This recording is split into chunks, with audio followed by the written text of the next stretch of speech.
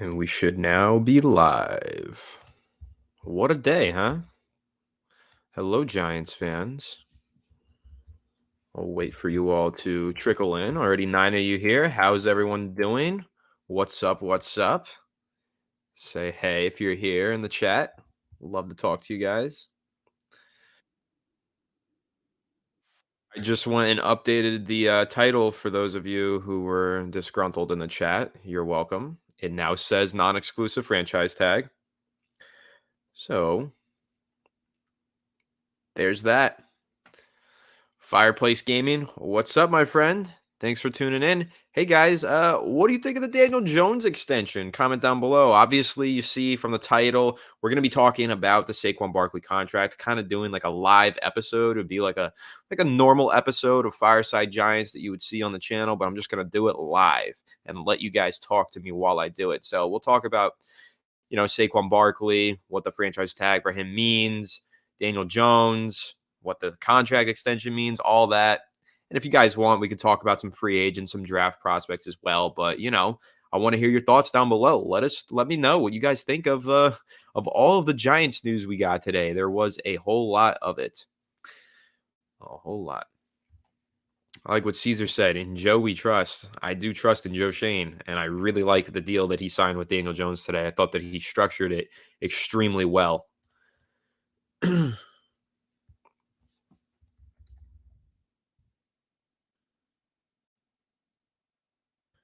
You like the DJ contract extension, Marty. Marty, I agree with you. I also like it. Again, I think that if you take a look at the way it was structured, first of all, 2023 cap hit is only $19 million, which isn't bad at all. It's a lot better than the $32 million that it would have been if the Giants franchise tagged him, right? So they saved a lot of money there.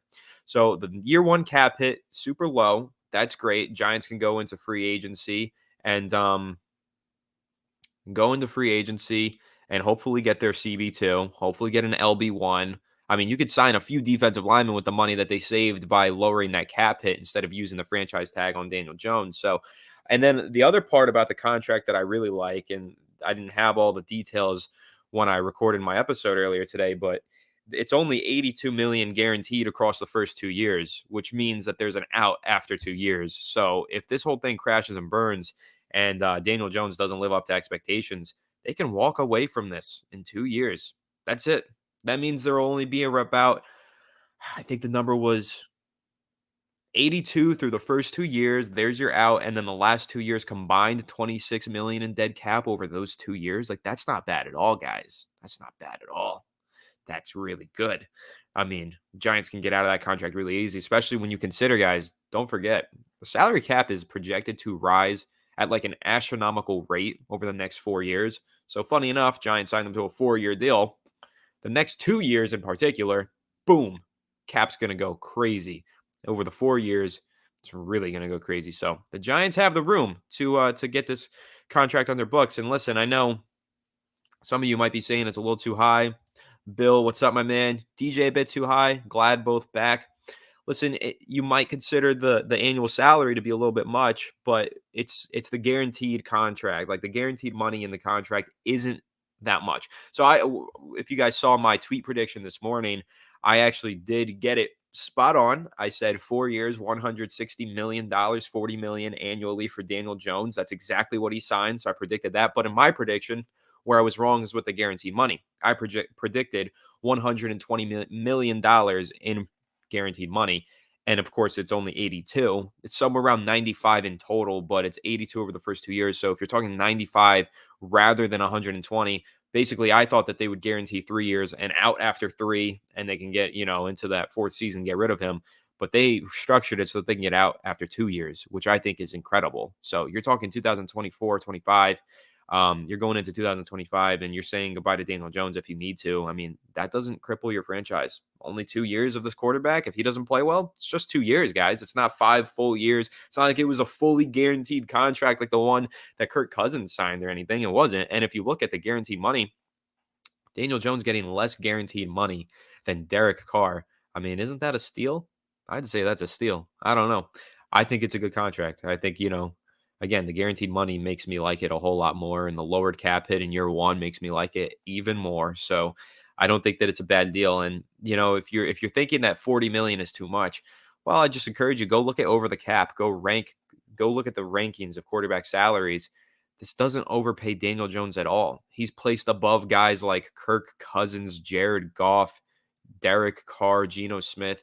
You can make the argument that Daniel Jones is a better player than all those guys. And if you don't think he's a better player, you can't knock the fact that he's a younger player with more potential. He's only 25 years old, guys. Daniel Jones is young. He's got 5 more years before he hits his prime, basically. Quarterbacks hit their prime at like 30. That's when they really turn it on. So Daniel Jones, he's still growing, man. He's still got a lot of room to grow. And I think at 40 million, I mean, it could look like a steal in a couple of years. Maybe 48 that he was asking for.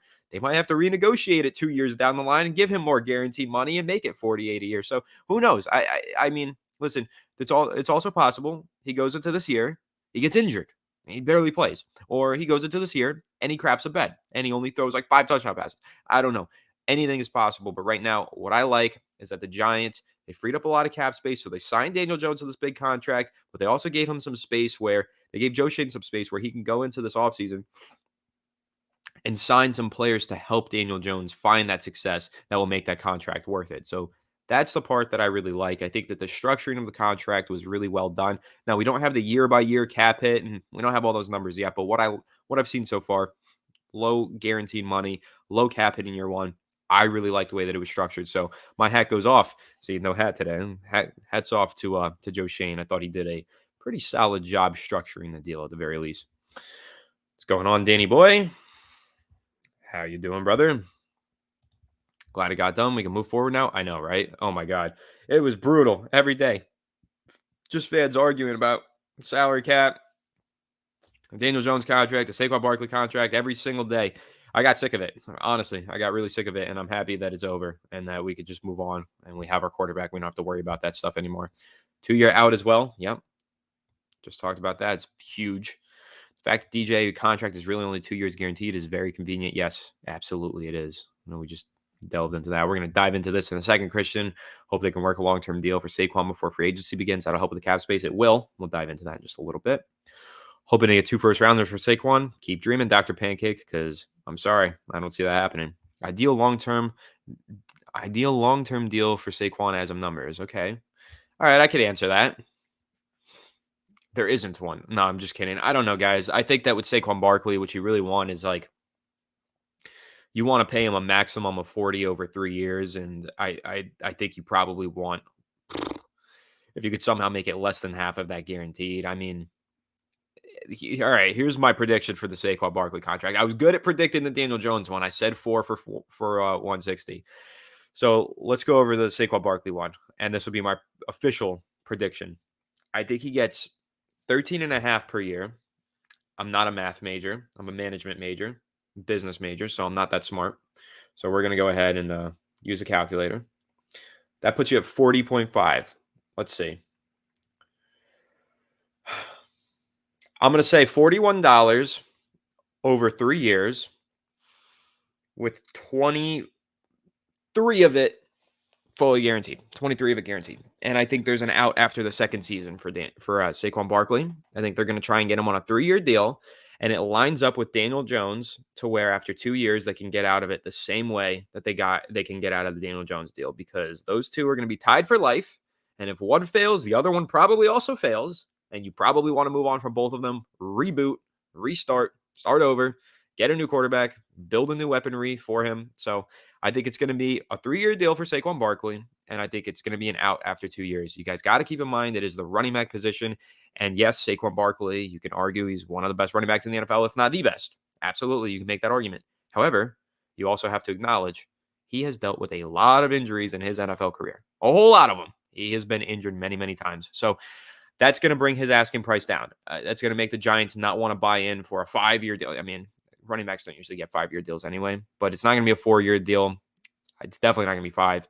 I think it's going to be a 3-year deal, and I think he's going to be lucky to get that. So if you guys don't know, Saquon Barkley did reject an offer of $12.5 million during the Giants bye week. He doesn't want to reset the market. According to reports, he's not looking to get more than Christian McCaffrey, who's getting paid $16 per year. He's looking to get paid like Christian McCaffrey. So you're talking 15 to 16. And I don't think the Giants are going much higher than 13. I think that they go 13, 13 and a half at the most. And I don't think they hit 14. They do have a walkaway number. That is in a report recently this week. It came out that Joe Schoen actually said that himself, I'm pretty sure, during the press conference at the Combine. He said, we have a walkaway number on Saquon Barkley. So there is a point where Joe Schoen gets in these negotiations and says, no, this isn't happening. You either play on the tag or we rescind it and we just move on and we take the comp pick next year. So you got to keep that in mind, guys. The Giants they might have came to a resolution, a real compromise with Daniel Jones's camp because they weren't settling for anything less than an annual salary with a 4 in the front. But with Saquon Barkley, who's looking for at least this number, Joe Schoen's not coming up to that number. I can tell you that right now. He is not going to overpay for a running back. It's just the nature of it. I get it, guys. Saquon Barkley, superstar, face of the franchise. We all love him. Everything he does on the field, off the field. He's a great player, but it's the nature of the running back position. It's the nature of the way that the running back contracts are being handed out in recent years. They're not getting paid a lot. Even the ones who do get paid a lot and succeed, like Derrick Henry, they still don't last. Derrick Henry's on the trade block right now, guys, because the Tennessee Titans are realizing we could probably get by with a backup running back if we had more money to allocate these resources into our wide receiver position. I mean, think about it this way, guys. Go ahead and look at the Philadelphia Eagles and what they had on offense this year. They had a great quarterback, Jalen Hurts. Pains me to say it. It pains me to say that they're good in any way, but they had a great quarterback in Jalen Hurts. And then they also traded for Tennessee Titans wide receiver A.J. Brown, and they paid him, and he had a tremendous season. And Hurts and Brown led that team to a Super Bowl defeat, but still led them to a Super Bowl with Miles Sanders, a third-round running back in the backfield, who probably doesn't even re-sign with the team. They had a running back by committee, and they had A.J. Brown. Now go ahead and look at the Tennessee Titans. They had a superstar running back in Derrick Henry, and they didn't have A.J. Brown. And they lost a lot more games this year than they did last year, and they didn't make it nearly as far. And that is exactly why, because they didn't have that receiving threat. They had Derrick Henry, a running back, and running backs get injured, and running backs require good offensive line play, and running backs also require good receivers to open things up for them in the running game, and running backs also require a good offensive coordinator. These are all the things that we've talked about that have held Saquon Barkley back throughout his whole career, right? So if you're talking about that, it's a passing league, and exactly what Danny Boy just said in the chat, it is a passing league. And when you look at it that way and you take it from that perspective, just compare and contrast Philadelphia versus Tennessee. Look at the impact that A.J. Brown had for Philadelphia. Look at the lack of an impact that Derrick Henry had for the Tennessee Titans, and the impact that A.J. Brown had on them the previous season, and how much they lost in A.J. Brown. And you're going to quickly realize Daniel Jones, amazing guy. We all love him. Face of the Giants. We want him to be a Giant for life. He wants to be a Giant for life, but it might not be realistic. It might not be the best thing for the team, especially considering they're tying up so much money now to Daniel Jones. And someone said it in the chat. Let me see who said it. Scroll up. Jorge said, they got to pay Andrew Thomas soon. And they got to pay Dexter Lawrence soon. And they got to pay Xavier McKinney soon. And have we all just forgotten about Julian Love, who's a free agent? Do we want him back? Because if we do, I mean, how do you fit all of these guys under the salary cap? I don't know. It's going to be tough. And so I think that really summarizes my thoughts on the Saquon Barkley thing. I think he comes back, but again, I think it's low guaranteed money in his contract. I think he's out after 2 years the same way as Daniel Jones, but I don't think that they're going to meet his contractual demands. And if they don't, I think he's going to hold out. I don't think that Saquon Barkley plays on the franchise tag. And unfortunately, if that's the case, he holds out and the Giants aren't willing to come up to his contractual demands. I think he could end up walking. I think it could end up being a goner, unfortunately. But there are teams out there who will want Saquon Barkley. If you guys are aware of Ryan Dunleavy of the New York Post, he actually was first on the scene for the Daniel Jones contract today. Congrats to you, beat writer of the New York Post, Ryan Dunleavy. But what Ryan Dunleavy said is that he heard all around the combine this week, because he was there, he heard a lot of teams that were interested in signing Saquon Barkley in free agency. Now, of course, Saquon Barkley's not going to be a free agent unless the Giants rescind the tag. Keep in mind, guys, that is possible. Here's the thing with Saquon Barkley and the negotiations. If the Giants are negotiating at one number and Saquon's camp is negotiating another number, and Saquon's camp says he's not playing on the franchise tag and he's not playing unless you give us that number, the only option that the Giants will have would be to rescind the tag and just let him walk into free agency. So I know that everyone's like, oh, franchise tag Saquon. He's going to be back next year. Let's go. Well, we'll see. I still don't think it's guaranteed, even though they franchise tagged him. I don't think that it's guaranteed, but we will see. And I think he plays for the Giants next year, and I think he plays for the Giants the following year. But going forward, I don't know. I think that we might be entering the final stages of the Saquon Barkley dilemma. But again, I think he's going to be here next year. If I had to throw you my contract prediction, I'm going 3 years, around 41 million, 40 to 42, somewhere in there, 13 and a half per year, and like 20 guaranteed. So that's my ultimate prediction on Saquon. But like I just went over, it's a nuanced conversation. It's not even guaranteed that he does play for the team in 2023. A lot of people just feel like, oh, victory lap day. We re-signed Daniel Jones. He's going to be here forever. We got Saquon Barkley on the tag. They're both going to be New York Giants in 2023. I'm telling you guys, hold your horses, because the way that these contracts can go, and the way that, it's just the telling quote was Joe Shane saying, I have a walkaway number with Saquon Barkley. He said that out loud at the combine. He said, I have a walkaway number here, and I'm not going over it. And if Joe Shane sticks to that walkaway number, and then, of course, Saquon Barkley probably has his own walkaway number, those two will walk away from each other, and that tag will get rescinded because, again, I don't think Saquon plays on the tag. So we'll see what happens. The Giants really have until Monday, next Monday. They have 6 days to get this done. If they get it done by Monday, they re-sign him. Again, I think it'll be 3 years. Sweet. But if they don't have a deal by Monday, I think that Saquon's camp, his representatives are probably going to push and say, let me test the open market. Let me test the open market. Now, the other part of this to mention, this is the unrestricted franchise tag. So, or the non-exclusive.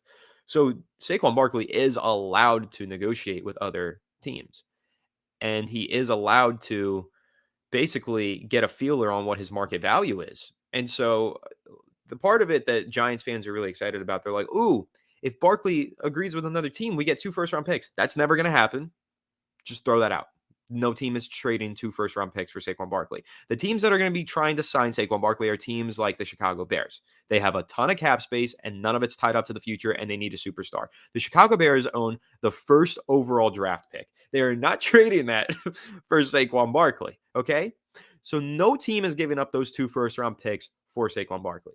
If Saquon Barkley goes and negotiates with other teams in free agency, he's doing it knowing that he's not getting traded to those teams, but he's doing it knowing he can sit out on the franchise tag and play hardball and force the Giants to rescind the franchise tag. That's what can happen.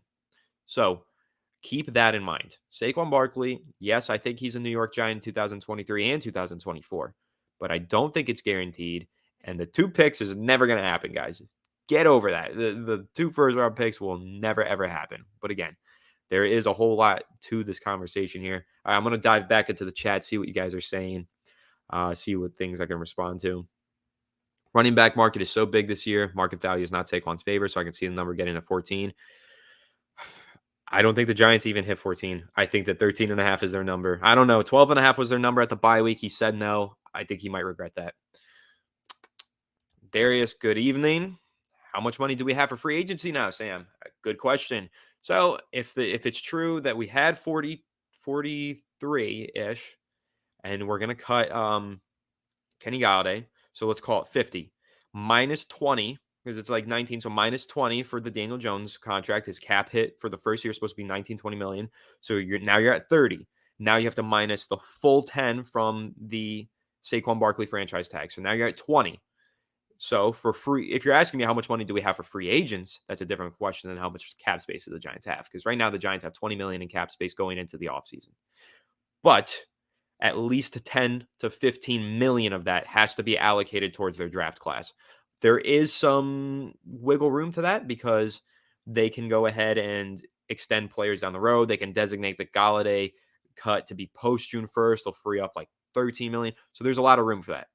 But right now, the Giants are probably sitting with around 20 million in cap space once these deals process and finalize. So that 20 million in cap space will get you pretty far. It will get you some solid players. But again, that's probably going to grow as well. I think they do something between now and Monday about Leonard Williams' contract. And I think that Leonard Williams probably gets extended. I think that Wink Martindale really wants him back. He really wants to be back. He said he'd take a pay cut. I'm going to assume he gets extended. The cap hit gets lowered. So they probably save, I don't know, another 5 to 8 million right there. So now you're talking, let's go, just ballpark it. They've got 25. They've got 26 million. Okay. Let's just call it six because I can't remember the number off the top of my head. I think it's six. Now Adoree Jackson's next. Well, you can't just let him walk after the season. You need your CB1, and he's your CB1. So, all right, let's go ahead and extend Adoree Jackson and lower that cap hit as well. I think then you save about another 8. So now we're talking 35 million is what the Giants are going to have to spend. They're going to have 35 million in cap space probably before Wednesday, which is when free agency begins. So I would assume that with that 36, you take 15 of it away for the draft, and again, you're right back at around 20 to 25 million dollars to spend on free agents. Now keep this in mind as well. Saquon Barkley can get extended. That can be 30 million right there because that's an extra 5 that you're probably taking off of his year 1 cap hit. So let's say $30 million is what the Giants are going to have to spend in free agency. They're not going to want to spend the whole thing, but they can spend $30 million. So what is that going to get you guys realistically? I think it gets you a starting linebacker at underneath $10 million. So I think you can get David Long, who we know we all like. I think you can also get a starting corner. I think you can get a guy like Marcus Peters for under 10 million. First year cap hit is what I'm saying. Average annual salary is a different thing, but first year cap hit, I think you can get both of those guys, and you could probably extend Julian Love, all right there for around 15 million or less with year 1 cap hits. So if that to you guys sounds like a good deal, I don't blame you. I think that sounds pretty good.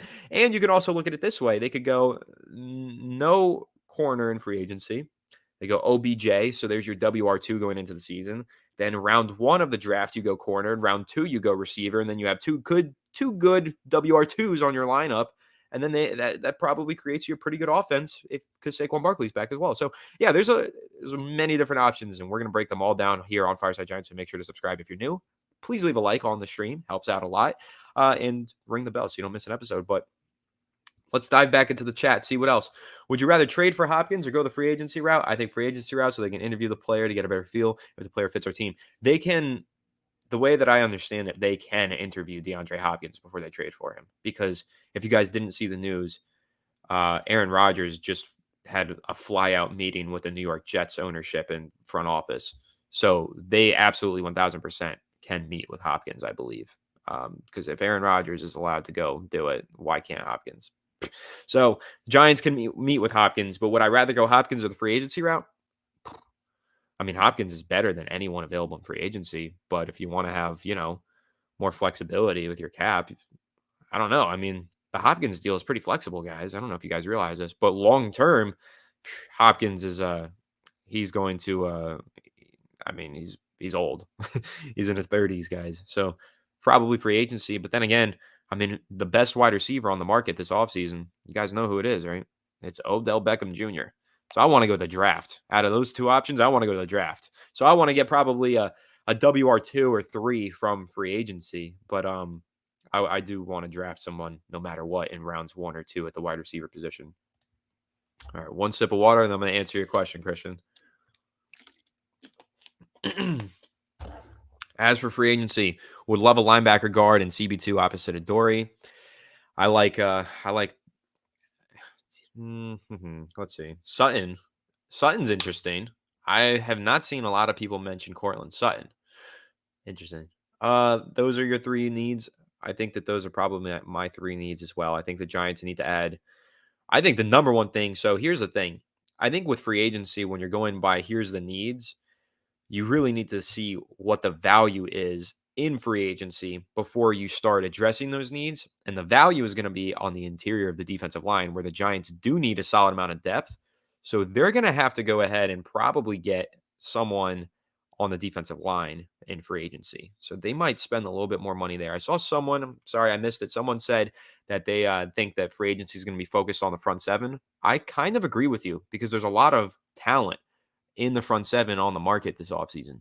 So I do think that the Giants go out there and probably sign a defensive lineman or two and probably also a linebacker. So yeah, I think linebacker and defensive line, and then they'll probably circle back around to CB2 opposite of Jackson in the later stages of free agency, someone a little bit cheaper. That's probably what they do about guard as well, because I don't know, guys. The guard free agency market, it's thin and it's always overpriced. I don't think it's the best way to go. All right, let's see what else. Danny boy, much appreciation. All right, so yes, context to that point, Saquon ran behind a bottom 10 O-line and was still fourth in league in rushing. That is true, but everyone always says, I mean, he could do so much more if he had a better offensive line. Daniel Jones can do so much more if he has a better offensive line. Saquon Barkley is a game changer. He's able to put together a whole lot of yards behind the bad offensive line, but let's counterpoint it just a little bit.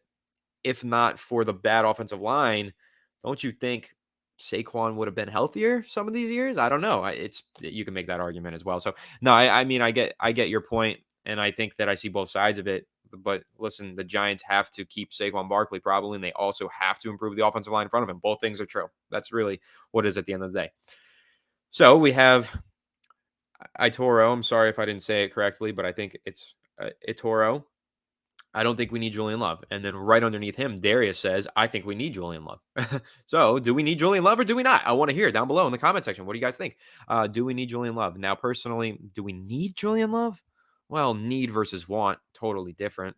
I would like Julian Love, captain of the defense, great locker room guy, and young, talented player who plays many different positions and fits many different roles on the Giants defense, plays in the slot if they need him to. He can play outside if they need him to, plays strong safety, plays free safety. He's a hybrid player. He's a utility player. He lines up all over the place. And I do think he's a damn good starter. So I would like Julian Love back, but is it necessary at his price point? Probably not, because I think his asking price is going to be a lot higher than people expect. I think Julian Love might actually hit five figures, or well, that would be a whole lot more, but 10 million. I think he hits the double digits on the annual salary, and I think he hits over $10 million, and that's probably where I say, okay, maybe we don't need Julian Love that badly. Because keep in mind, guys, we do have Dane Belton in the fold. We do have some guys in the drafts that have shown interest in the Giants. That Alabama kid, someone said it in the comment section yesterday after I couldn't remember his name, and then I, of course, am blanking on it once again. So we're just gonna pull up Twitter, but I think it's Battle. Does that sound right? Does that sound right, guys? Battle out of Alabama. But he said that he admires Xavier McKinney. That's one of his. Yep, it was Jordan Battle out of Alabama calls Xavier McKinney his mentor and would love to reunite with him. So there you go. That's a good option. He's not going to be round 1 or 2. I think he's 3 or later, and you can go ahead and get him and pair him with Xavier McKinney. That sounds nice to me. So I think that you can go a more cost efficient route on the safety position. Safety is also one of those positions that's kind of undervalued in free agency, but a lot of them get overpaid. I don't know. It's a really weird one. So Julian Love, I don't think he gets extended. Unfortunately, despite being a leader and a captain, I think that they're going to go the draft route, and I think they're also going to be hoping that Dane Belton pans out. Dane Belton, good player, guys. I think he's got potential. All right, let's see what else we have in the chat. My chat's being a little wonky right now. I'm sorry, guys. Just going to scroll down.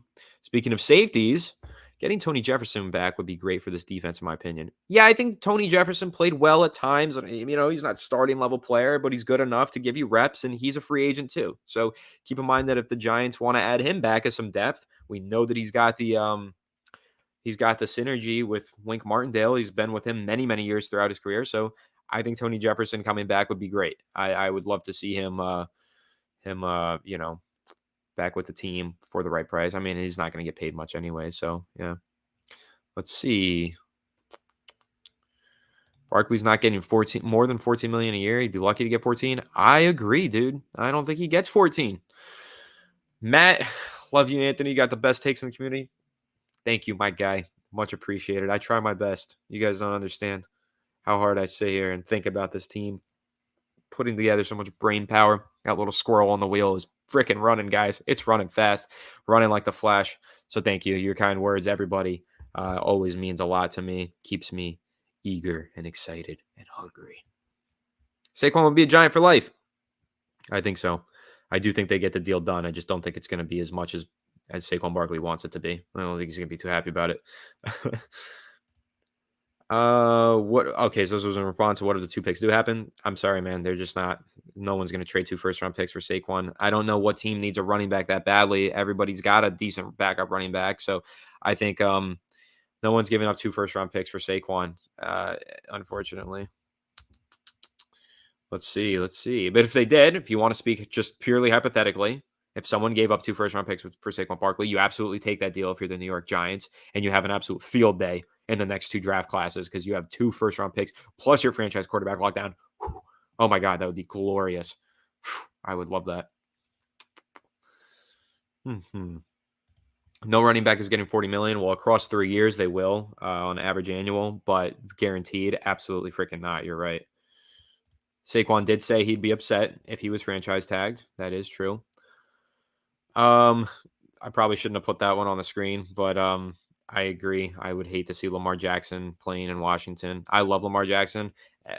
Fun fact: I watched him play a game in high school because he played in South Florida, and I live in South Florida, so I've been kind of loosely following him throughout his whole career. And then, of course, when he got to the NFL, well, I'm actually low key a Baltimore Ravens fan. Obviously, not a fan. I can't call myself that. I'm a New York Giants fan first, foremost, as always. But for if I had to pick like a secondary team, it's probably the Ravens because my best friend that I grew up with was a Ravens fan. So I love Lamar Jackson. So seeing a guy that I watched from high school onward get drafted by the Ravens and become an MVP with them is awesome. So I love Lamar Jackson. And the last thing I want to see is him playing in the NFC East. So yeah. Yeah, these are 2 really good players Choppy beats. Alexander Madison as a running back and Isaiah McKenzie makes a lot of sense. However, I do think that Brian Dable drafted Wan'Dale Robinson to be the improved Isaiah McKenzie, so I don't think that he's going to go that route, but it's possible. Zach, love the show. Thank you so much, man. Appreciate you tuning into the show and all of your continued support. King Preach. Thank you, Danny Boy. Love being called a king. Makes me feel good. Hopkins, Odell are injured and won't last. Load up on wide receivers on drafted free agency. Find some more gems like Hodgins. Easier said than done to find a guy like Hodgins. That was really rare. Victor Cruz also really rare. You know, it's rare, but it happens. So I agree. But the Giants need to really like finally invest. They've been trying to do that. Tommy 41 Tommy or Tommy. I don't know how you pronounce it, but they've been trying to do that and it hasn't worked. Like there's been a lot of guys that the Giants have signed, low key free agents, undrafted free agent wide receivers, and they'd be like, oh, this could be the next Cruz. This could be the next guy. This could be the next big thing. Hasn't panned out. Otherwise, we wouldn't be sitting here saying that the Giants need a new wide receiver. So they need to start investing some legitimate assets, whether that be a first round pick or signing someone in free agency or trading for somebody. Keep in mind, guys, the free agency market looks like what it looks like right now. It could get a whole lot spicier between now and Wednesday because you could have players like Keenan Allen get cut, Gerald Everett, those two players over from Los Angeles, and a whole lot more. So we will see. And also keep in mind, DeAndre Hopkins might not get a trade. Trade might not go out for him, and he could end up getting cut as well. I like Edmonds a lot. He's really young, 24 years old, has a lot to prove, has a lot more room to grow. Very athletic, was a really good player for the Buffalo Bills this season. So, yeah, I like Edmonds.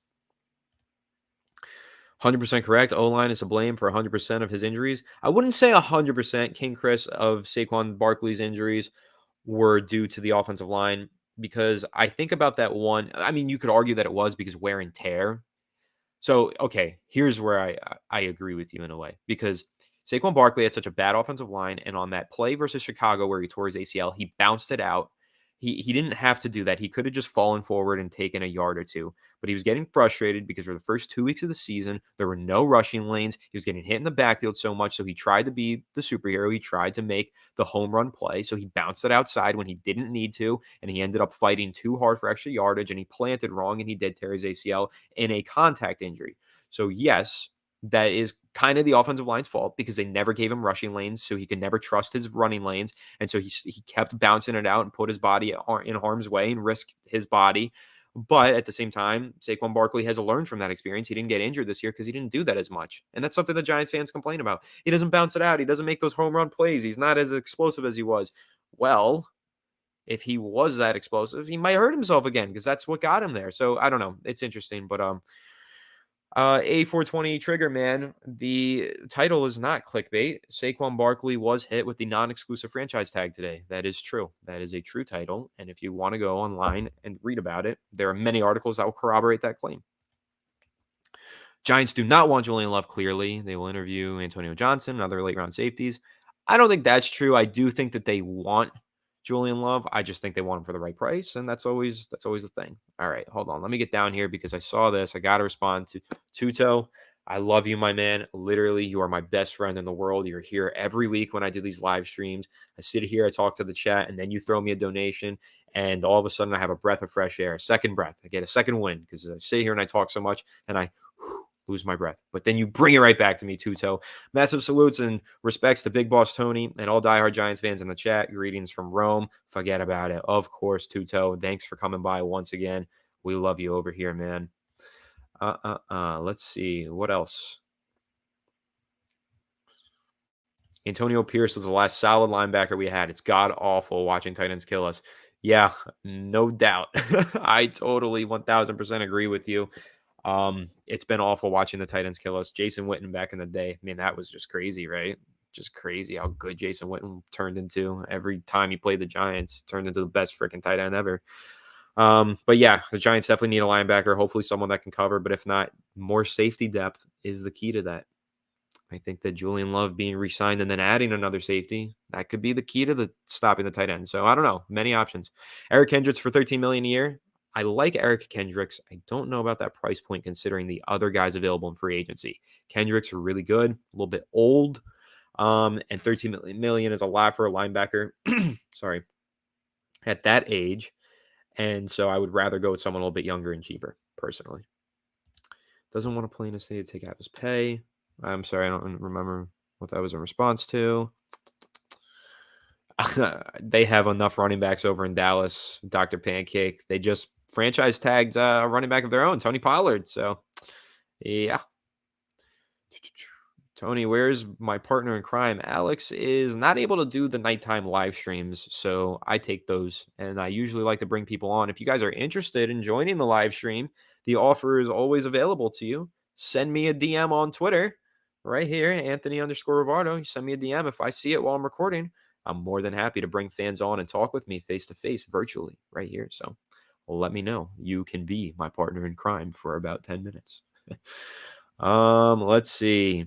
Tudo is the man. I agree with you guys. Zay Flowers is our guy. He fits our system perfectly. Interesting. It fits our system perfectly. That is interesting. But I will say I like Zay Flowers quite a lot. And I'm pretty sure someone else asked me my opinion on Zay Flowers. I'll dive more into him when I get to that one. Skeptical of a guy named Flowers on a team. Yeah, I know. It's a little scary because of Eric Flowers. So again, I addressed this already, but in case you didn't hear me, the title is true. Saquon Barkley was hit with a non-exclusive franchise tag. Daniel Jones was signed to a 4-year, $160 million deal today. So big news, man. Big news. Big day for our New York Giants. Yeah, so no so much for DJ. DJ was extended for 4 years, and Saquon Barkley is back for at least one more year. Hopefully. We talked about that, though. We don't know. All right, Tony to go. Sip of water, and then let's dive into Zay Flowers for a second. Excuse me, guys. Also, comment down below if you like this shirt. Fireside Giants. I love this thing. I think it's beautiful. I've got the hat over here as well. FSG hat. Just like, just like this logo. Pretty cool, right? So let me know if you like it. We're going to be opening up an online store soon. It'll be you'll be able to get a t-shirt just like this and a hat just like that. But all right. Zay Flowers. So before the combine, I thought Zay Flowers was a good player, and I had my question marks. He was really fast, but he was really light, and he was a good route runner, but there was a lot of room for improvement. Then I saw his combine, and I saw him add 13 pounds and still run a 4.4. So now Zay Flowers, honestly, is at least my WR3, if not higher. I can't lie. I really like Zay Flowers. He is 5'9", something to be concerned about. But guys, keep in mind, we've seen outside receivers at that height succeed before. It's rare, but I mean, look at a guy. Okay, so I posted it on our Fireside Giants Instagram. Go check it out if you're not following already. But Zay Flowers had almost the exact same measurables with like the shuttle drill, the cone drill, and everything. Danny Boy, you just said it, as Steve Smith. Exact same. It's amazing. He looks exactly like Steve Smith. Steve Smith was 5'9", and they had the exact same measurables in terms of height, weight, speed, agility drills at the combine, all of it was the same. And you guys know Steve Smith was a dog. He was an all-pro. So I believe in Zay Flowers. I think he can be a really good player. And I think that he has a lot of potential in this league. And I would love to see him in Big Blue, personally. I would love to see him on the New York Giants. All right, let's see. Have we done a breakdown on Andre Yoshivas? So we talked about him. We didn't do a film breakdown if that's what you're asking, but we did break him down, discuss his stats, discuss, what we think he could bring to the Giants. He's going to be a late round pick. He's a tremendous athlete, Andre Yoshivas. He ran track out of Princeton. But there was another guy that we broke down in the same video, which was Michael Wilson out of Stanford, who I did prefer.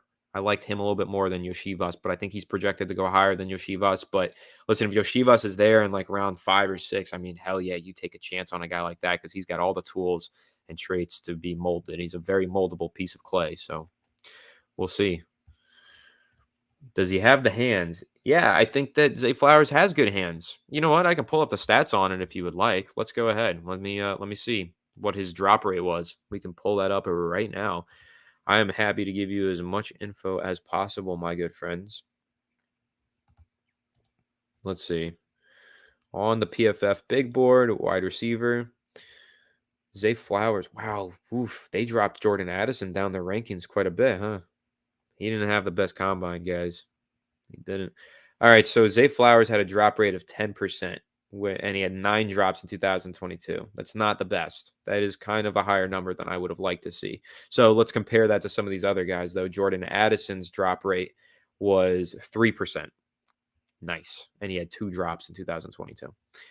Quentin Johnston also did have a little bit of a drop problem. He had 8 drops and 11.8 drop rate. That's pretty high. So if you're a big fan of Quentin Johnston, just keep in mind he did have a good amount of drops. And now Jackson Smith and Jigba, let's see what he had.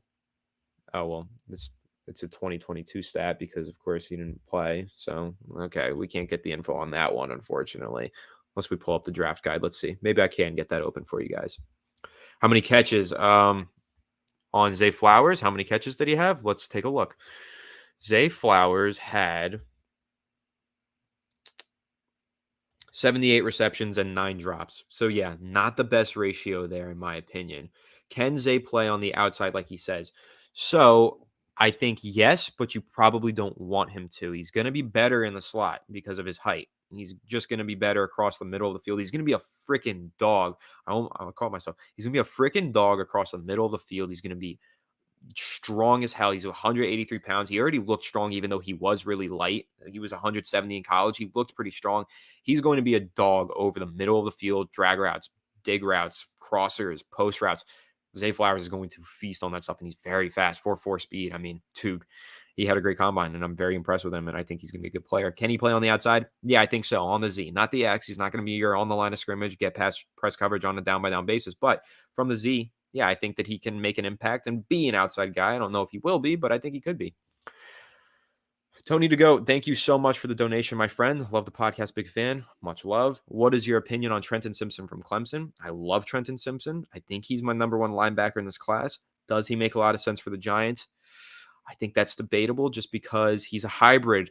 And I think the Giants need a linebacker who makes an impact from day one. And those hybrid linebackers that come out of college usually take a year to catch on. It's going to take a lot of development with Trenton Simpson, in my opinion. I think he's a really good player. And one day we're going to talk about him arguably as one of the best linebackers in the NFL. I think that's possible. That's a ceiling for him.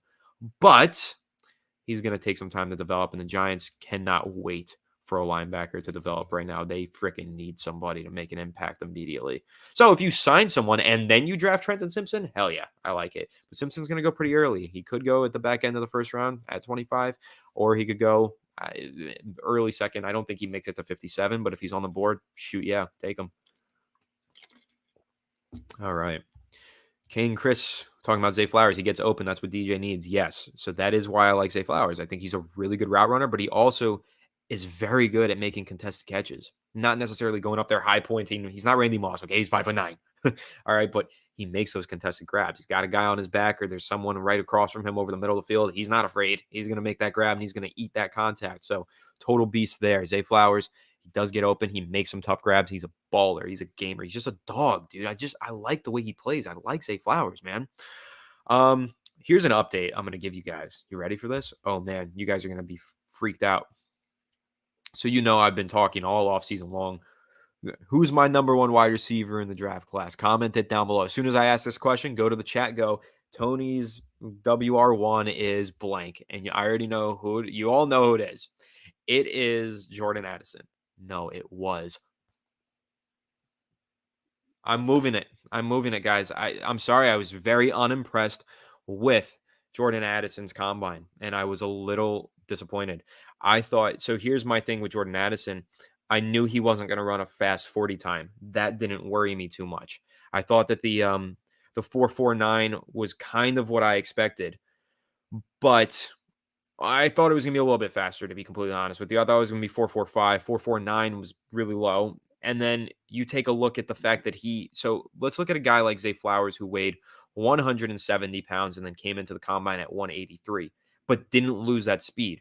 Zay Flowers ran the 4.42 at 183 pounds. Jordan Addison ran a 4.49 at 173 pounds. Not good. And he didn't do well on the agility drills either, like you would expect him to. He was all around a below average athlete on the agility drills, on the 40-yard dash, on the broad jump, on the vertical jump. He just wasn't explosive.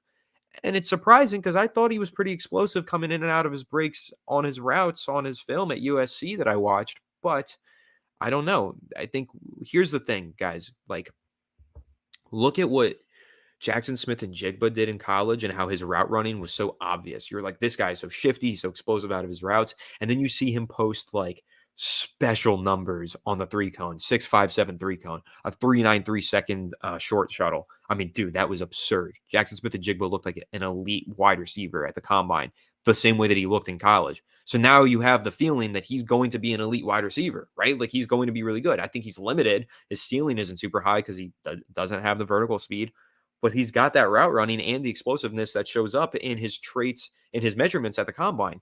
So Jackson Smith and Jigba. But then why doesn't Jordan Addison have those same stats? Because he looked really explosive in his routes at college. So I don't know. I have a level of concern with Jordan Addison. So right now, my number one wide receiver, it's not Jordan Addison anymore, just because of here's why. And I don't want you guys to think that I'm just going, oh, he didn't have a good combine. He doesn't. The thing is that I had Jordan Addison. So technically, my grades, I go by a grade of out of 100, and I had an 83.75 on Addison, and I had an 83 on Quentin Johnston. So they were neck and neck, guys. I watched about 5 or 6 full games and broke down film on both of them. The Johnston episode will come out soon enough. I broke down the film on those guys, and I looked at Addison, and I said, that's the better player by this much. Then I looked at the combine, and I saw what Quentin Johnston did there. 40.5-inch vertical, 11'2" broad jump. And my thing with Johnston is that he came in undersized. He wasn't 250 pounds. He was only 208, but he also wasn't 6'4". He was only 6'2.5". He was around 6'3". And I kind of like that better. I like that more. Sometimes those 6'4" guys get really stiff, but 6'2.5", not as stiff. But the 40.5-inch vertical, he'll out jump anybody who is 6'4". So Quentin Johnston, just what he showed at the combine. Again, the grades were really similar, so I just bump him up just a little bit. He's my WR1, but they're still neck and neck. But I got to do more work on Jackson Smith and Jigba, and I got to get some film on Zay Flowers because it's hard to find for some reason, guys. If you got film on him, DM me on Twitter. But I really like Zay Flowers, and I think he's an explosive athlete. So I think all those guys are first-round talents, but there is a conversation to be had about Jordan Addison's lack of explosiveness at the combine. So we'll see. We'll see what happens at his pro day. But I just I don't know. I loved his tape. I thought he was dominant on film. I broke down the film for you guys. I know a lot of you saw that and really liked it. But he creates a lot of separation. But I don't know. It's just the lack of explosiveness makes me think Quentin Johnston. I'm banking on that potential. If I had my pick of the litter, let's say, all right, 15th overall pick. This is the sweet spot. I'm picking between those guys. I'm going with Johnston. I think his potential is much higher. That's it. So there's my spiel on the wide receivers. That's everything that I have to say about them. Unless you guys want me to keep talking about them, let me know. Hey, Anthony, do you think a team told Jordan Addison to do bad so teams don't target him? No, I don't think so because, listen, at the end of the day, these college prospects coming out, they're not tied to any team. And even if a team were to say, like, I promise we'll draft you with this pick, that's not a guarantee. They can't guarantee something like that. And so just letting them just having a bad combine costs them literally millions of dollars. Because if Jordan Addison would have had a really good combine, he could have been a top 10 pick potentially.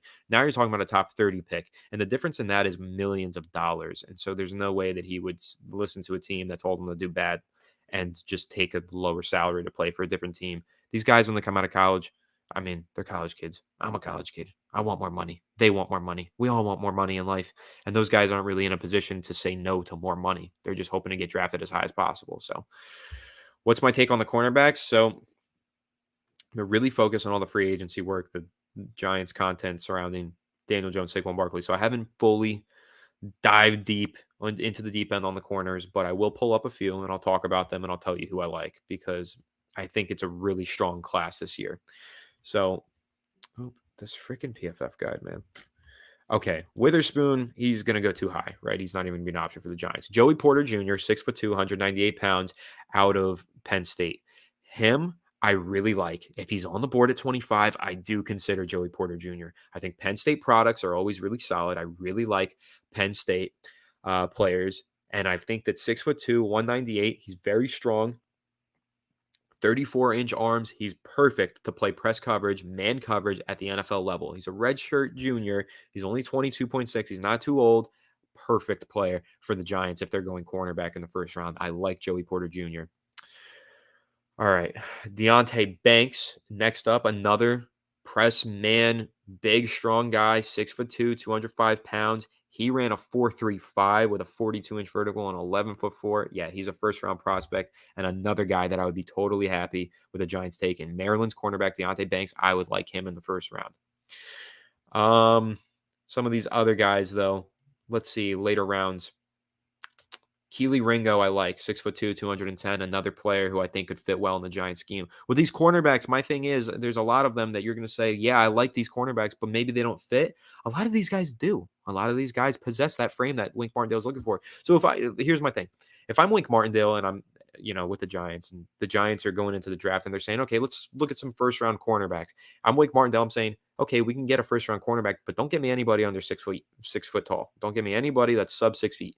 I want a cornerback who's at least 6'1", 205 pounds, 210, 15 pounds. I don't know. I want a big, strong, physical outside cornerback. That's what Wink Martindale wants. And that's what he's going to get if they go cornerback in the first round. That's what I think is going to happen. But again, a lot of really, really good players to take a look at from that cornerback position. Clark Phillips is another one out of Utah.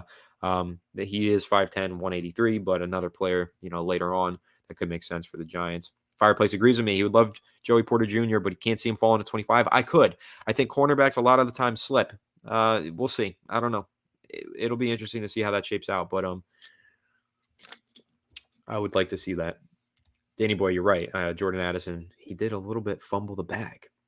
Where can I find the pro day dates? If you just search USC Pro Day, you'll probably find it, but it's going to be in like a month probably. I don't know. Maybe later this month. Might be early April. I don't know. I don't know the day actually off the top of my head. I haven't seen it yet, but if you search it, you can probably find it. Thoughts on having Dable, Kafka, and Wink intact for a second season? Oh, dude, Zach, it's huge. It's huge for the Giants to have these guys back for the next year. I mean, this coaching staff is the reason that the Giants made it to the postseason, in my opinion. That is the reason. They did not have the talent to do it, but they had the coaching staff to do it. So keeping these guys together, particularly keeping Kafka to continue developing Daniel Jones now that he just signed the 4-year deal, and Kafka is going to be around for at least another year of it. Huge. Big deal for me. What's more of a need, corner or linebacker? In my opinion, it's linebacker because the young talents that we have at corner seem to have more potential for me than the talents at linebacker. Now, I like Darian Beavers, but we didn't get to see him play. He got injured. Micah McFadden struggled, but he showed something at times. And then the rest of them, Carter Coughlin, not a lot of talent at linebacker. Cornerback, I like the potential of Dane Belton potentially moving into the slot one day. I like Cordell Flott. I like Aaron Robinson. All of those guys, one of them has to hit. One of them has to pan out. So I like all those guys. You feel like it's the cornerback class is the strongest this year. Honestly, yeah, man. I kind of agree with you. This is a really, really good cornerback class. The Giants will find the guy to like in this draft class, I think. Hey, Anthony, what do you think? Which players might get cut? Darnay Holmes, maybe? Yeah, Darnay Holmes has a cap hit of, I want to say, $2.9 million, but the Giants save around $2.75 if they cut him. He probably does get cut, unfortunately, because you guys know I really like Darnay Holmes. kind of buddies with his trainer, Brian Walker. He's been on the channel a few times, if you guys remember. So, and if the Giants do end up drafting a cornerback in the first round, we'll probably have Brian Walker on to give you guys like a real professional's expertise and opinion on him. So we'll stay tuned to that. But Darnay Holmes, unfortunately, probably does get released. Really good guy off the field, a decent enough player on the field to find success in his career. So I really like him. But yeah, ultimately, he's probably not going to be back because the Giants can totally use that 2.75. Another player, Shane Lemieux. They can save $1 million by cutting him. They've seen nothing. He's been injured a lot. I think he's probably on his way out. All right. Let's see.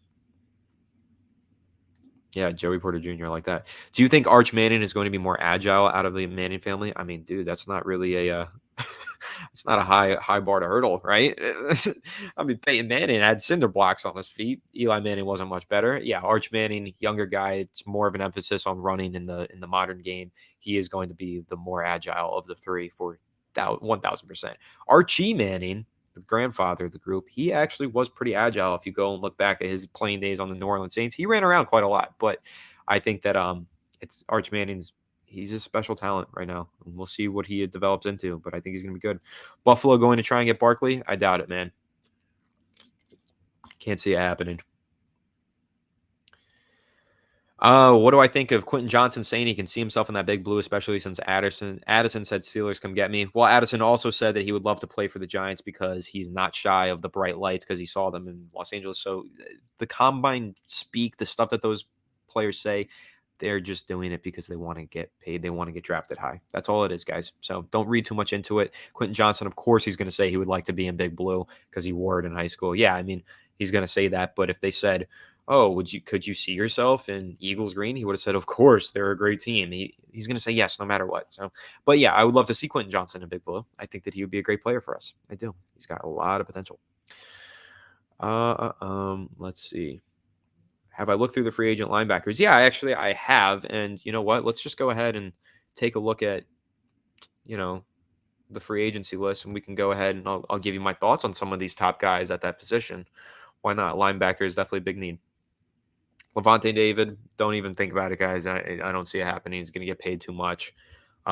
He's a typical 4-3 linebacker. Like, we talk about some guys who could maybe play 3-4, maybe play 4-3. This is a 4-3 coverage, cover 2, Tampa 2 linebacker. I don't see him necessarily being the guy for the Giants. Tremaine Edmonds, young, 24 years old, love the potential. Couple rough seasons to start his career, but man, he really came into his own in 2022. Was great in coverage, but also a good run stuffer. He took a lot of strides in his game this year, and I think that he could be a really good player. David Long is my ideal player for the New York Giants. I love his game. He's a thumper. He's a downhill run stuffer. He doesn't miss tackles. He can also rush the passer. He's exactly what the Giants need.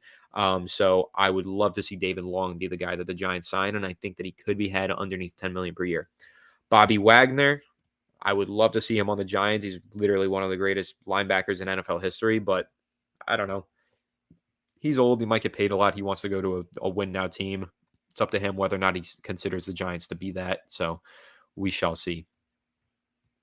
TJ Edwards, interesting guy there. I could totally see him getting the bag this offseason. He had a big season with the Eagles. Okereke, also a player that I think the Giants could target. Listen, a lot of linebacker talent, guys. There is like at least 10 to 15 starters in free agency this year, like solid starters. The Giants will find somebody this year. All right. Let's see. How deep is the defensive line class? It's pretty deep, my friend. Let's go ahead and take a look at some of these guys. Hargrave, Payne, they're not going anywhere. They're going to stick with their current teams, okay?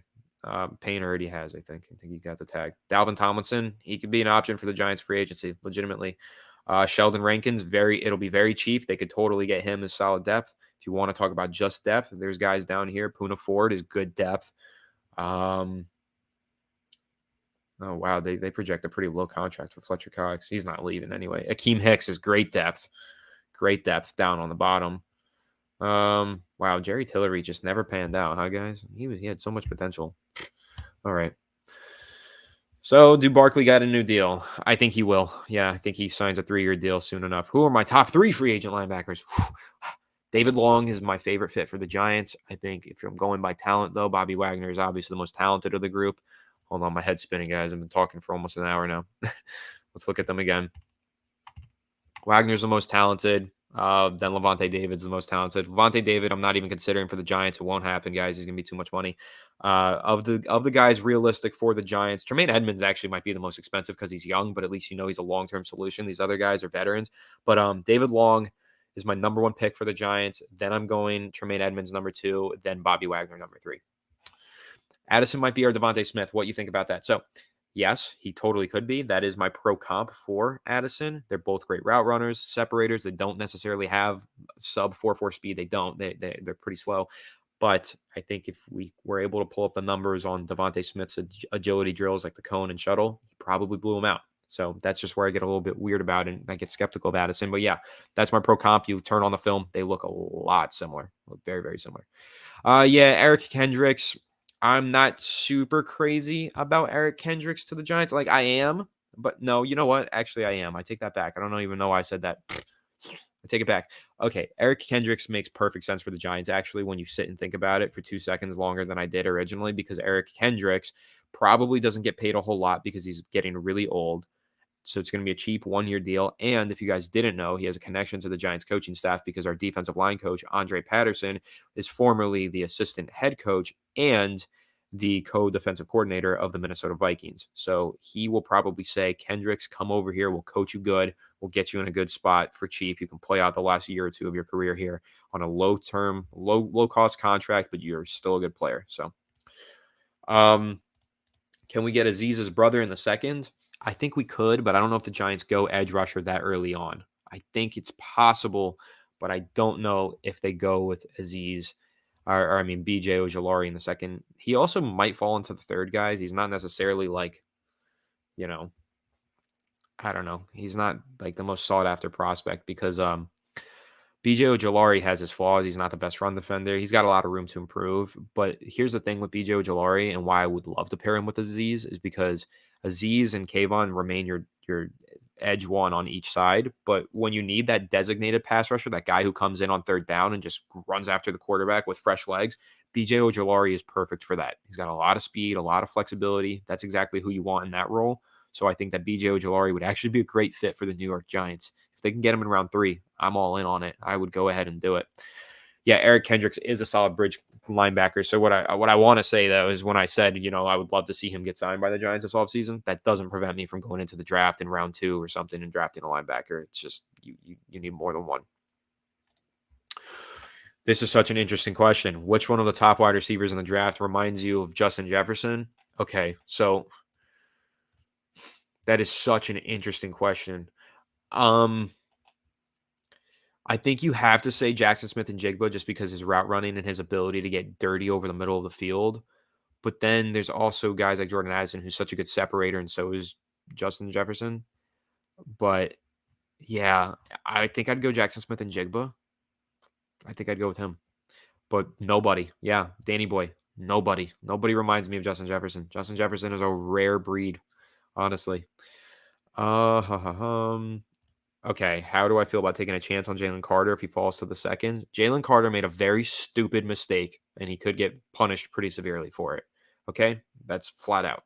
If he falls to the second round, yes, you do take him if you're the New York Giants. If he is there at the 57th overall pick by some divine action, he's not going to be. I'm telling you guys, Jalen Carter, I don't think he's going to fall that far. I think he's probably going to get exonerated. He's confident that he will get exonerated.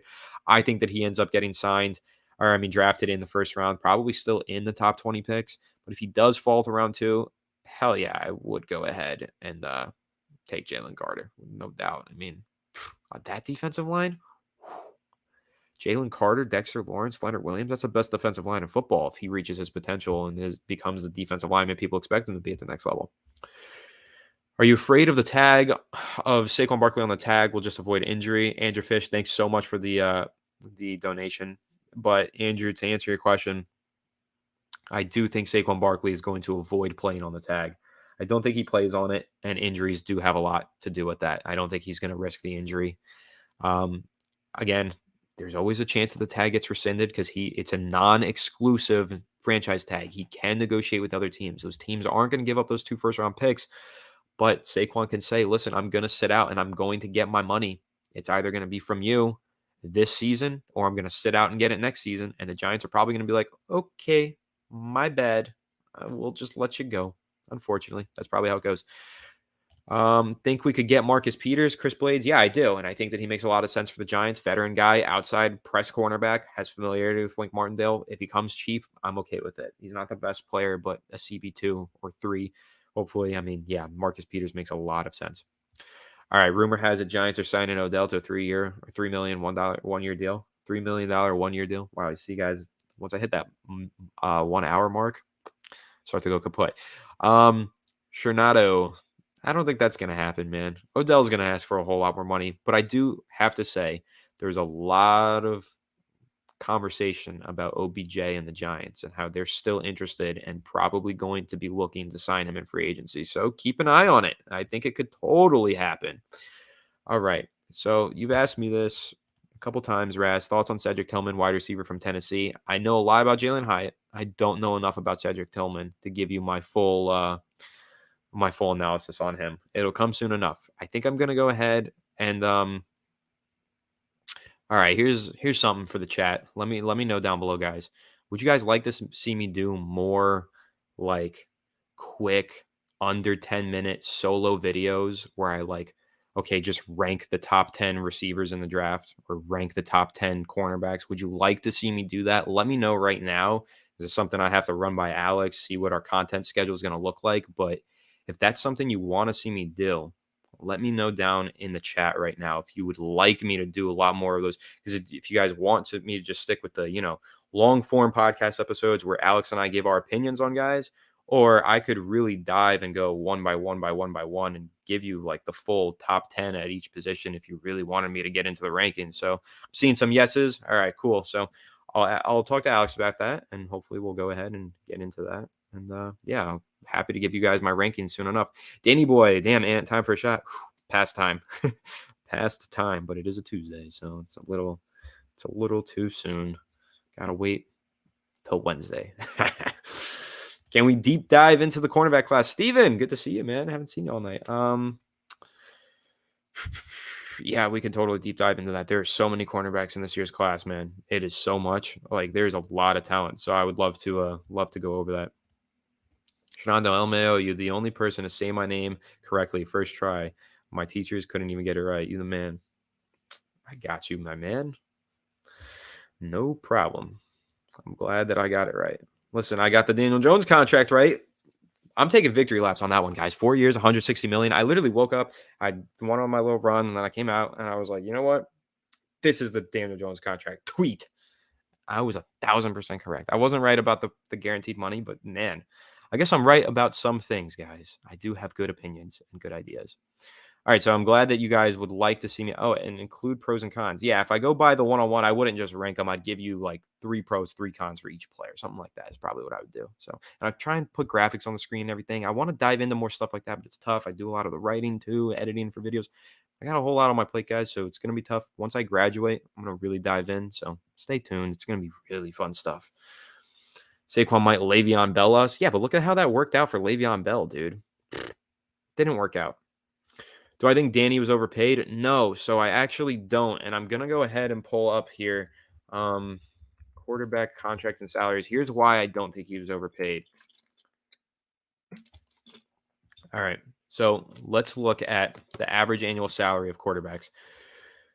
You have $50 million from Aaron Rodgers. Okay, that's fine. Russell Wilson's making 49. Yeah, he's overpaid, but he wasn't at the time. Kyler Murray's 46. Again, same story. Deshaun Watson, yes, overpaid and should be in the NFL. But Patrick Mahomes makes 45. Josh Allen makes 43. So Daniel Jones should not get paid more than Josh Allen or Mahomes. No doubt he should be paid less than those two guys, right? So he can't get 43 in my eyes. But when you're talking about Matt Stafford, Dak Prescott at 40 million, and then Derek Carr, Kirk Cousins at 37 and then 35, and then Jared Goff at 33, well, yes, 40 makes sense because you would rather have 4 years of Daniel Jones at 25 years old. You'd rather have him than Jared Goff, Kirk Cousins, Derek Carr, Dak Prescott, and Matt Stafford. You will take Daniel Jones over all of those guys, in my opinion, right? Because you're talking long term. He's 25. He's got potential. He can be better than what he is right now. Derek Carr, Kirk Cousins, Jared Goff, Dak Prescott, and Matt Stafford have all reached their peak and are probably on the decline. You're not willing to pay them more than you're willing to pay a guy like Daniel Jones who has yet to reach his full potential. So, Daniel Jones, yes, he got his fair market value of $40 million, the exact same that Dak Prescott is making. It's fair. And if you look at it, let's look at this because this is what's really interesting, guys. Daniel Jones got 160 million in total, but total guaranteed was, let's see here, was around 94, they said, right? So Dak Prescott's getting 40 million per year on 160 million. His total guarantee is 126 million. Daniel Jones is getting paid 30 million less in guaranteed money than Dak Prescott. That's why he's not overpaid. That's why Joe Shane signed a damn good deal. So keep that in mind, guys. This was a good contract. Matt Stafford, how much does he get paid? 160 million across 4 years. That's 40 million per year. What's his guaranteed money? 120 million. Daniel Jones is 94. That's a great deal. So no, I don't think he was overpaid. And I think Giants fans look at the bargain that Joe Shane just signed. We got him for way less than the market value. For the total guarantees for a contract like this should have started at 120. Instead, they ended at 94. That's your answer to the question. The Giants literally underpaid by $30 million on this contract, which means that they can cut him after 2 years and it's no sweat off their backs. This is a great deal for the New York Giants. They crushed it. I got to say, they did. It's not a fully guaranteed deal, and you can't pretend that it is. You can't get caught up on the, oh my God, 40 million per season. That's the fair market value. And the 83 million across 2 years is way under market value. Joe Shane fleece? No, I wouldn't call it a fleece, but Danny boy, I'm going to put in crazy work. Oh my God, you have no idea. Just wait, because what I'm doing a lot right now, but just give it like 6 to 8 months out of college, have all the time in the world to just make Giants and NFL content. Sneak peek, NFL content? There could be more in store, guys. Yeah, I'm going to get to work. Who is that center from Minnesota? That's John Michael Schmitz. He's a freaking monster. He might go in the first round, though. A lot of fans don't seem to think he's going in the first round. He might, because the center class this year, there's about 3 good ones, and then the rest are just developmental backups. So he might get pulled up into the first round by a team that really needs a center. So I like John Michael Schmitz a lot, but I don't think he's going to last till the 57th overall pick. I'd love to see him in Big Blue. But the Giants are going to have to trade up from 57 to early part of round 2 to get him, or they're just going to have to go balls to the walls, and they're going to have to draft him with the 25th overall pick. I wouldn't do that, but it'll be interesting to see. Raz, I'm going to take a look at him and see what's up with Cedric Tillman. He will be 12th-ish average next year. Won't really be that bad. Yeah, I mean, if Daniel Jones is a top 12 quarterback and he's getting paid like a top 10 quarterback, it's not that big of a difference. So D-Hop for a second or third and OBJ to a team-friendly deal plus first-round wide receiver.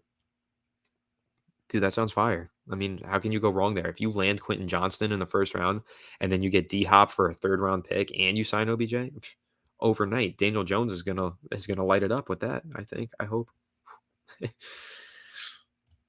You honestly feel like DJ deserves a full 160, and we did screw over the last 3 years of his career.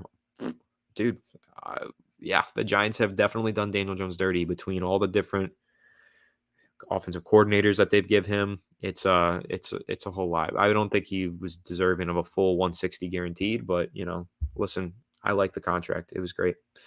Let's go all in for DJ this offseason. Yes, but no. Let's not tie up too much of our future cap because I don't want to go all in, not have enough money, and not be able to sign a guy like Andrew Thomas or Dexter Lawrence next offseason. Got to keep that in mind. His cap hit is less than his 5th-year option and the franchise tag. That is 1,000% true, and that is a huge part of why the Giants were adamant about getting the deal done ahead of the 4 o'clock deadline today. Good point, Darius. You're really happy with the Hot Nickels? So am I. Hit that like, y'all. Please, guys. Helps the channel more than you understand. It really helps us get picked up in the algorithm and find more Giants fans like yourself. So if you enjoy the content, you're enjoying the stream, hit the like so more people can enjoy with you. It's mostly the first 2 years. Yeah, so the guaranteed money is 82 through the first 2 years, which means that they can get out of the contract after 2 years. It was a really good deal from Joe Shane. Yep, guaranteed for 2. Do you think they look to extend Saquon? I do, and I think that they will, but they're going to have their walkaway price, and they're going to be very, very, very firm on it. So I think Saquon should transfer to slot receiver. No, he's had a few drops, and he's a great player, but his size doesn't necessarily fit the wide receiver mold. And the thing with slot receivers is a lot of the work that they do is over the middle of the field. Saquon Barkley, his receiving skills have always been on the boundary because he's coming out of the backfield, so it's out swinging routes. It's very rare that he runs a curl, or I mean not a curl, runs like a drag or an in route over the middle of the field.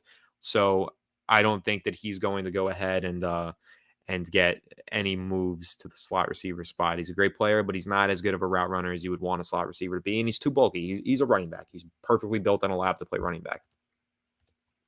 Hot Nickels, let's support this channel, gang.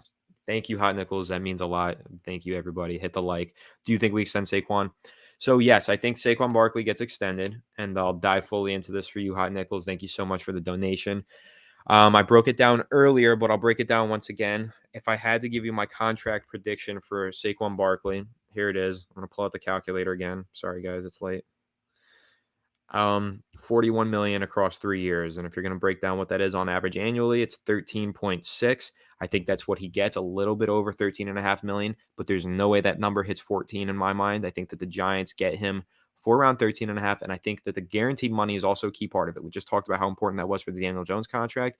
Saquon Barkley is going to be really pushing for that fully guaranteed money. He's not going to get it. He's going to get probably half of that contract guaranteed, 20 million, maybe. And I think that he's going to get an out after 2 years. And the reason why is because the Giants made a big point of emphasis to have an out after 2 years of the Daniel Jones contract. They're going to have the exact same thought process for the Saquon Barkley contract, because if they have to get rid of one, they likely have to get rid of the other and blow it up and start over. So, yeah, 2-year out on Saquon's deal, 4-year or 3-year deal, and around 13.5 million. 12 is the bare minimum. He's not going to take 12. So we already know that because he rejected 12.5. But I don't think the Giants are going up to 15 for sure. Guys, it is kind of my bedtime. I'm not going to lie. I'm going to give you another 5 minutes and then I'm going to hop out. So make sure to leave a like if you guys do enjoy. But I will be hopping out pretty soon. The Super Bowl window is open now. I think that's something that's kind of debatable. I don't know if the Giants have enough talent all over their roster. But yes, you could argue that it's open because they have a lot of cap space this offseason. The Daniel Jones contract has a lot of flexibility to it. I would say that the window is kind of in a way open. Yeah, I think that the Giants might take the win now approach, but not at the expense of their future. So they're not going to do too much. He's only 25. Yes, that is the reason Daniel Jones got $40 million per year, because he's only 25 and has a lot of room to grow. 2024 should be our all-in year. Yeah. The only thing with that, though, Jackson, is that in 2024, so put it this way, we might have a lot of cap space projected for 2024, but you have to keep in mind Xavier McKinney, Dexter Lawrence, and Andrew Thomas are probably going to eat up all of that. So I don't know. It's going to be tough to go all in and sign a bunch of free agents. It's going to be tough. I saw that my boy Airborne was in here. So shout out to you, Airborne. And you said, how do we feel about 40 per year? Not sure I'm feeling it. So whenever the stream wraps, if you go back, I broke it down towards the beginning, middle of the stream, and I gave you why I love this deal so much. And it has a lot to do with the salary cap hit on year one and the guaranteed money. There's a lot of flexibility in this contract. It's pretty much a 2-year deal. Or no, it was actually only like 10, 20 minutes ago where I broke down the his contract in comparison to the other contracts that quarterbacks have signed recently. The guaranteed money for a guy like Stafford and Prescott, who both got at least 120 million guaranteed, and then you're talking about 93 million guaranteed for Daniel Jones. It's a huge difference. So that's why I like the contract. I don't pay too much attention to the millions per year because it's a guaranteed money and the flexibility to get out of the contract as soon as possible that I like about this deal. So yeah. Hot Nickels, you don't have to buy your questions. I will always get around to every question. It's just going to take me a while. Yes, I don't get around to every single one. I miss some of them, but this isn't a pay-to-win thing, guys. You don't have to buy the questions. You don't have to make donations. They're really appreciated. They help the channel, and we really, really do love you all and appreciate them, but you don't have to do it, all right? Don't feel like you're pressured into doing it. It's not pay-to-win here. Any thoughts on Kadarius Toney? I will say I thought it was super, super funny that the Chiefs said they're going into 2023 thinking Tony is their WR1. For how long? 5 weeks before he has another hamstring injury? Come on, guys. That's ridiculous. Are you familiar with Parker Washington? Unfortunately, King Chris TV, I am not. I'm sorry. Schmidt's first round, double dip on corners in second round.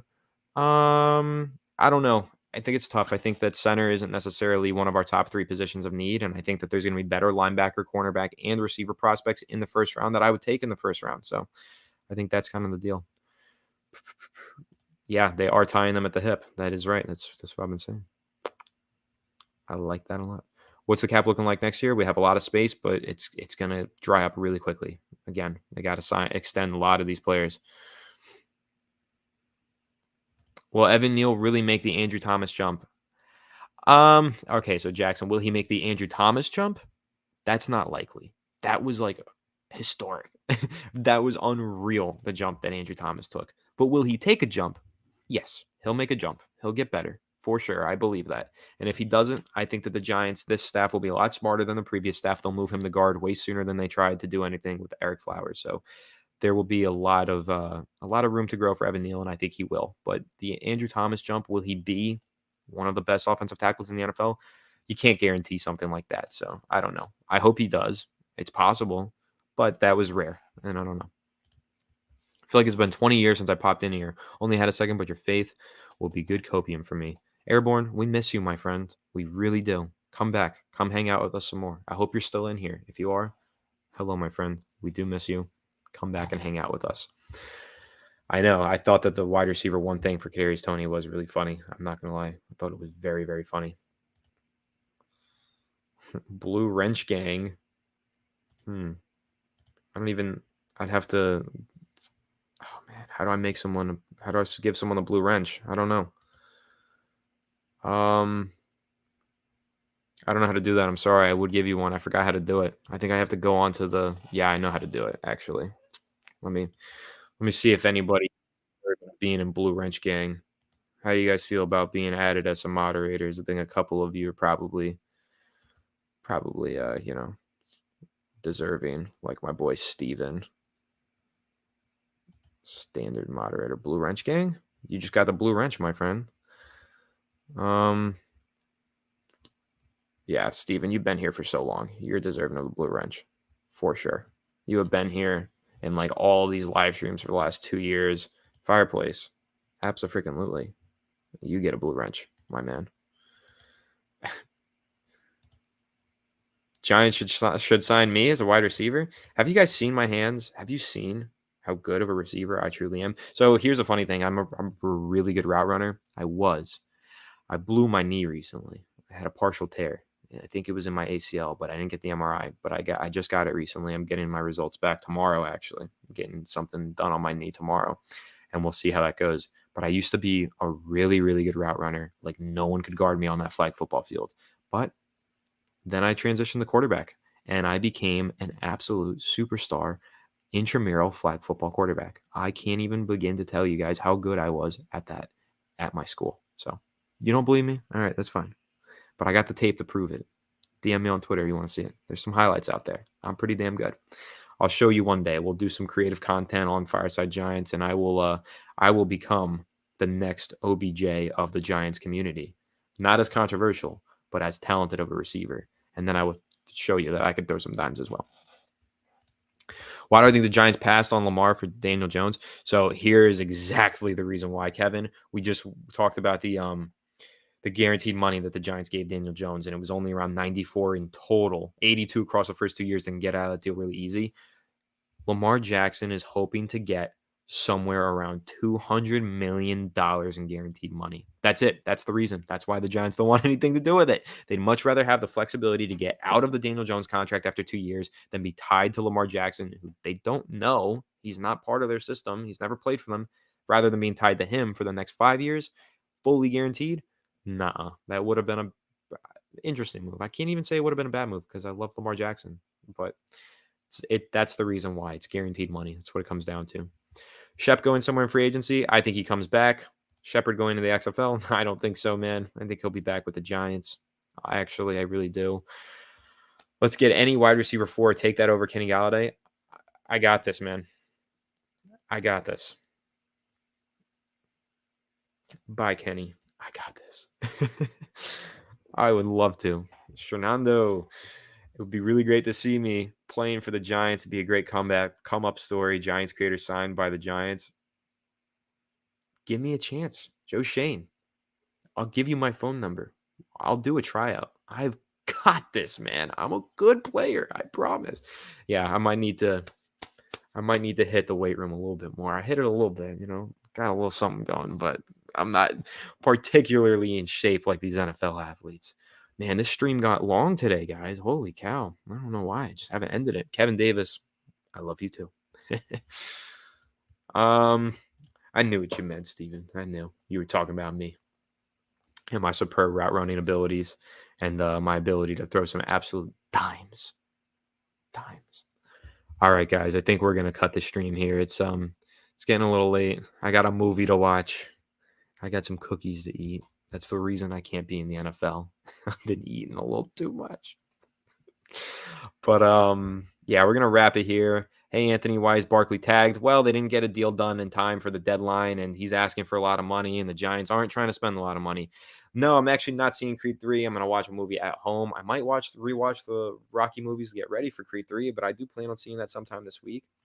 Saw me at the Jacksonville Stadium, gas station afterwards. Didn't think that was me. Oh my God, that's so funny. Huh, you should have said hello, man. I wish you said hello. I really wish you said hello. Holy cow. Yeah, I saw a lot of people at Jacksonville Stadium who gave me some really interesting looks. And I was like, do they know me or do they not? Do they want to beat me up or do they not? You should have said hello. Next time, man, if you ever see me there again, feel free. DM me on Twitter. Say what's up. Happy to be friendly. Not tonight. Yeah, too many cookies, man. My mom makes them good. All right, guys. Nah, you didn't blow up, Miguel. There will be more opportunities, and I don't know if you live in the Florida area or in the New York area, but New York area, I know Alex and I are going to be doing meetups soon enough. Florida area, maybe we can even look into doing a meetup down here for some fans, and we can maybe pull some sort of interesting, I don't know, fan expo. Miguel, that's funny. You saw me there with my partner, my significant other. Maybe that's why you gave me the weird look. I'm just kidding. No, yeah, you should have said hello, man. Next time though. Sarasota, interesting. It's not too far from my college campus. So, yeah, like I said, maybe we'll try and do something, some sort of meetup for Giants fans, either in Florida or up in what's it called, New York. We'll see. So, all right, I was also on that side, Steven. Man, missed opportunity. You guys should have DM'd me. I was tweeting. I tweeted pictures. You should have sent me some DMs. We could have had a nice meetup. And Miguel, Steven, and I, we all could have hung out, had a brewski, talked some Giants. That would have been fun, man. Next time. It's no big deal. Next time. We will figure it out one day. I was also in that end zone, though. That's crazy. We could have sat next to each other. Maybe we did. Who knows? So interesting. But all right, guys. Yeah, I'm going to wrap it up here. Thanks again so much for tuning in. Please leave a like if you haven't already, if you did enjoy. And we'll catch you on the next one. They're weekly live streams going live tomorrow, Shanato. I don't think so. I have to travel tomorrow. I definitely can't tomorrow, actually. I might go live again before next week, but we do have a guest coming on next week. We'll be there Wednesday next week. That is the first day of free agency. I'll be going live to recap everything that the Giants do, and we have a special guest.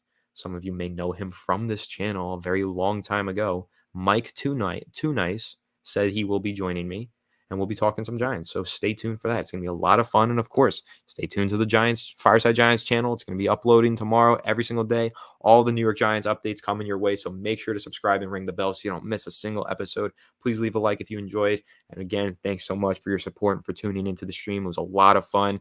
Hope you all having a wonderful night. Catch you on the next one. Have a good one. And let's go Giants. Ooh.